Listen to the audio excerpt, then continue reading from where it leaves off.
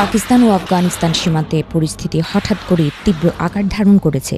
পাকিস্তানের পক্ষ থেকে দাবি করা হয়েছে, আফগান তালেবান বাহিনীর উস্কানিমূলক হামলার জবাবে পাকিস্তান বিমান বাহিনী পাল্টা অভিযান চালিয়ে নাঙ্গারহার প্রদেশে একটি বড় গোলাবারুদ ভাণ্ডার ধ্বংস করেছে। ইসলামাবাদের সরকারি সূত্র বলছে, এ পর্যন্ত ১৩৩ জন তালেবান যোদ্ধা নিহত এবং ২ শতাধিক আহত হয়েছে। পাকিস্তানের তথ্য মতে অপারেশন গজব-লিল হক নামের এই অভিযান শুরু হয় সীমান্তে গোলাগুলির পর। প্রধানমন্ত্রী কার্যালয়ের বিদেশি গণমাধ্যম বিষয়ক মুখপাত্র মোশাররফ জায়েদি জানিয়েছেন, পাকিস্তানের পাল্টা হামলা অব্যাহত রয়েছে। আফগানিস্তানের একাধিক সামরিক স্থাপনা লক্ষ্য করে আঘাত হানা হয়েছে। তার দাবি, কাবুল, পক্তিয়া ও কান্দাহার অঞ্চলে বেশ কয়েকটি গুরুত্বপূর্ণ স্থাপনা ক্ষতিগ্রস্ত হয়েছে। জায়েদির দেয়া সর্বশেষ আপডেটে বলা হয়েছে, ২৭টি তালেবান পোস্ট ধ্বংস এবং ৯টি পোস্ট দখল করা হয়েছে। ২টি কোর সদর দপ্তর, ৩টি ব্রিগেড সদর দপ্তর, ২টি গোলাবারুদ ভাণ্ডার, একটি লজিস্টিক বেস, ৩টি ব্যাটালিয়ন সদর দপ্তর এবং ২টি সেক্টর সদর দপ্তর আঘাতের শিকার হয়েছে বলে দাবি করা হয়।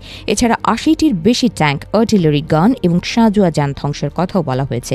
এর আগে আরেকটি বিবৃতিতে জায়েদি জানান, প্রথম দফায় ৭২ জন তালেবান সদস্য নিহত এবং ১২০ জনের বেশি আহত হয়। তখন ১৬টি পোস্ট ধ্বংস ও ৭টি দখলের দাবি করা হয়েছিল। পাকিস্তান সরকার বলছে, তাদের কোনো পোস্ট দখল হয়নি এবং কোনো সেনা নিহত বা বন্দী হননি।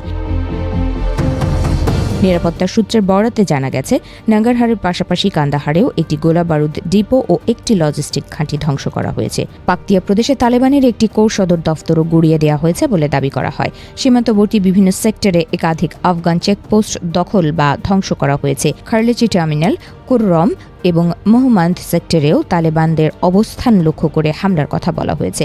অন্যদিকে আফগান তালেবান এখনও পর্যন্ত এ বিষয়ে বিস্তারিত আনুষ্ঠানিক বিবৃতি দেয়নি। তবে সামাজিক যোগাযোগ মাধ্যমে ছড়িয়ে পড়া বিভিন্ন ভিডিও ও দাবি নিয়ে পাকিস্তান বলছে, সেগুলো ভুয়া প্রচারণা এবং বিভ্রান্তি ছড়ানোর উদ্দেশ্যে তৈরি।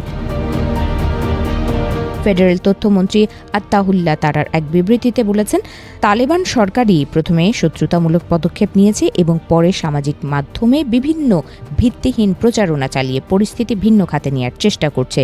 তার ভাষায়, পাকিস্তান তার সার্বভৌমত্ব রক্ষায় প্রয়োজনীয় সব পদক্ষেপ নিতে প্রস্তুত। বিশ্লেষকরা বলছেন, দুই দেশের মধ্যে দীর্ঘদিনের সীমান্ত উত্তেজনা নতুন মাত্রা পেল। ডুরান্ট লাইন নিয়ে মতপার্থক্য, সীমান্তের সশস্ত্র গোষ্ঠীর চলাচল এবং পারস্পরিক অবিশ্বাস পরিস্থিতিকে জটিল করে তুলেছে। সর্বশেষ সংঘর্ষে যদি সত্যি বড় সামরিক স্থাপনা ক্ষতিগ্রস্ত হয়ে থাকে, তবে তা আঞ্চলিক নিরাপত্তা পরিস্থিতির ওপর গভীর প্রভাব ফেলতে পারে।